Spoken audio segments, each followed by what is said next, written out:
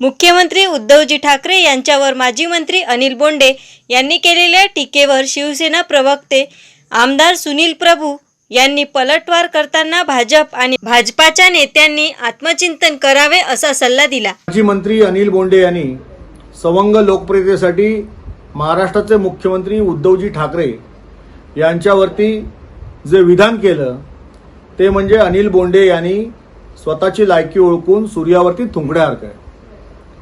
महाराष्ट्राच्या मुख्यमंत्र्यांनी कोविडच्या काळात जे काम या महाराष्ट्रात केलेलं आहे त्याचा देशातील आणि विदेशातील मीडियाने त्यांना प्रशस्तीपत्रक दिलेलं आहे। परंतु अनिल बोंडे कृषी मंत्री असताना शेतकऱ्यांची पोकळ आश्वासनं दिली, विदर्भातल्या प्रश्नाची जाण आहे असं दाखवून विदर्भातील शेतकऱ्यांना ज्या पद्धतीने त्यांनी फसवलं, त्यामुळेच विधानसभेच्या निवडणुकीमध्ये अनिल बोंडे तुम्हाला घरी बसावं लागलं।